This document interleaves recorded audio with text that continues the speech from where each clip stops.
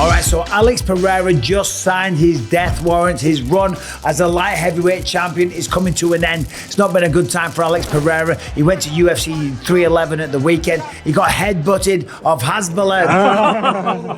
That is correct. They were in the crowd. They went toe-to-toe. And as I said right now, he's just signed his death warrant. Of course, I'm talking about the announcement that was made on Saturday night. Alex Pereira versus Magomed Ankalaev. Of course, Alex Pereira took to Twitter. See you soon, Ankalaev. And Ankalaev responded. He said, "You just signed your death certificate. I'm going to punish you for ducking me and making you look like a guy that works in a tire shop, not a professional fighter." Of course, that's a throwback to Alex's beginnings. He used to work in a tire shop. Absolutely nothing wrong with that. I think if you look at most fighters had jobs like that, working in tire shops, working on construction sites, doing security at nightclubs and bars and so on and so forth, okay? So there's absolutely nothing wrong there. However, did he just sign his death warrant, okay? Look, we know the thing with Hasbulla was a joke. Of course it was. Hasbulla couldn't fight his way out of a wet paper bag, let's be honest. But Magomed Ankalaev, I do believe, provides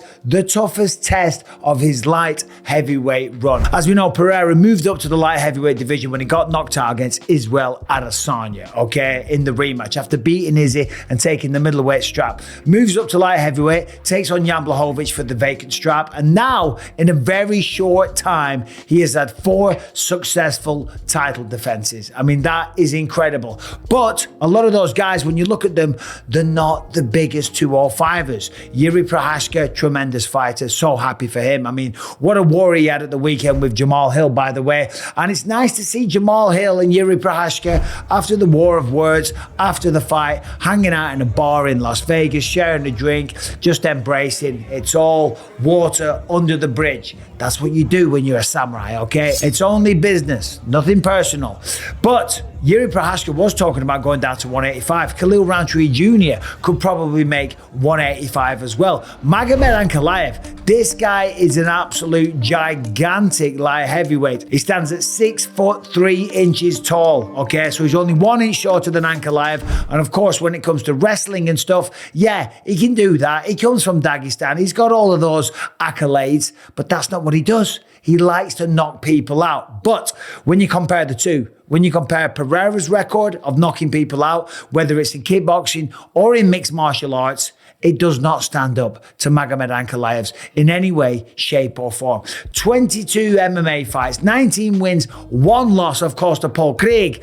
But out of those 19 wins, only 10 knockouts, okay? Now, there's nothing wrong with that. And when it comes to knockout power, Alex Pereira just seems to have the touch of death, okay? It's not a coincidence that he took over the sport, okay? The man's just that good. His striking is phenomenal, and he is evolving all the time. Now, Magomed Ankalaev said all along, he's not going to wrestle him, and he's not an Islam. He's not a Habib, but he does come from Dagestan, and we have seen him wrestle before. And if it comes down to it, he probably will use it again. When you're in a fight situation, sometimes if you're taking shots and you're about to get knocked out and your head's beating all over the place, it's fight or flight. And if a double leg takedown is there, just like when he fought Jan Blachowicz for the vacant light heavyweight title, which ended in a draw. There was a lot of wrestling in that fight. It ended in a draw. I was there. The entire arena was booing.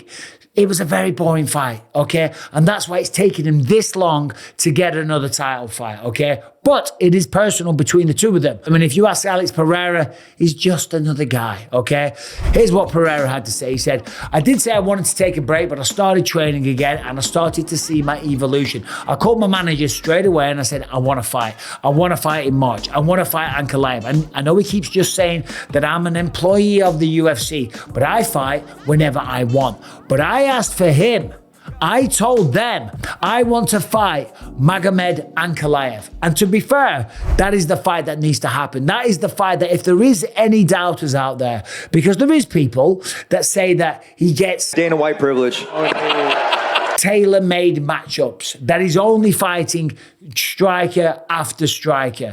To be fair, that's just the state of the light heavyweight division right now. It is full of a lot of strikers. Back in the day, you know, there was tons of wrestlers, but it ain't that anymore. It ain't John Jones. It ain't Daniel Cormier, Sugar Rashad Evans, people like that. Times have moved on. It's full of strikers. Simple as that. And Magomed Ankalaev is once again a striker. And he said, listen, here's what Pereira said about Ankalaev. He said, he's as dangerous as anybody else that I've fought. Looking at him, the way that he fights, he's just an ordinary guy. Of course, he's got his weapons. He has his dangers, but I've been training hard and I have evolved a lot. I'm ready to fight anyone. It doesn't matter who it is. Right now, it's Ankalaev time. I'm going to fight Ankalaev, but after this fight, everything's doing good. We're going to give Yuri an opportunity as well. Okay, so there it is. Yuri Prochazka, he's going to be happy. It's looking like he's going to get another shot at the belt as well. I'm coming! If I'm Yuri Prochazka, as much as I'm a fan of his, as much as I like watching him fight and compete, and as much as I'd love to see him fight for the belt again, I would say take your time. Go and get a couple more wins.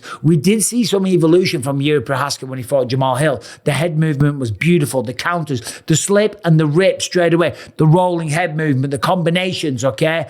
But a couple more camps, there'll be even more evolution. He does not want to risk rushing straight back into Alex Pereira, because if he loses 3 times in a row, he can kiss that one goodbye. So take your time, Yuri. But anyway, going back to Magomed Ankalaev. So yeah, listen, he's been trolling people for a while, saying it's not going to be Ankalaev, and he was talking about maybe fighting at UFC Sydney and all the rest of it. As we know, the fight's official and it's going to be fantastic. But he's got to be careful with Magomed Ankalaev. He can't just expect to steamroll him and go through him. And I know Pereira trains hard. There's a reason why the man's successful in the first place. But he's got to be careful. Magomed Ankalaev just coming off that war with Alexander Rakic. Rakic is a big dude. Rakic is a powerful guy. He's a very underrated light heavyweight. Doesn't get the credit that he deserves. Then Magomed Ankalaev knocked out Johnny Walker. To be fair, Johnny Walker, he's had a few knockouts recently. Before that, it was a draw against Jan Blachowicz. He beat Anthony Smith by TKO. Thiago Santos, title challenger. Anthony Smith was a title challenger. Volkan Oezdemir, title challenger. You know, fighting a lot of top of the food chain guys, one after the other. Beating Nikita Krylov, okay? Nikita Krylov is not an easy fight. Knocked out Iwan Kutalaba twice on the bounce and knocked out Dolce Lungiambola, right? The man has got insane power. He's big, he's strong, he's angry. He feels that he's been overlooked in this division, and that's going to make him extremely dangerous, okay? So Magomed Ankalaev, Alex Pereira, finally going down. UFC 313, T-Mobile Arena, Las Vegas, Nevada. And apparently, Alex Pereira just signed his death warrant. What do you think about that? Who do you think wins this fight? Let me know in the comment section. Subscribe and ring the bell.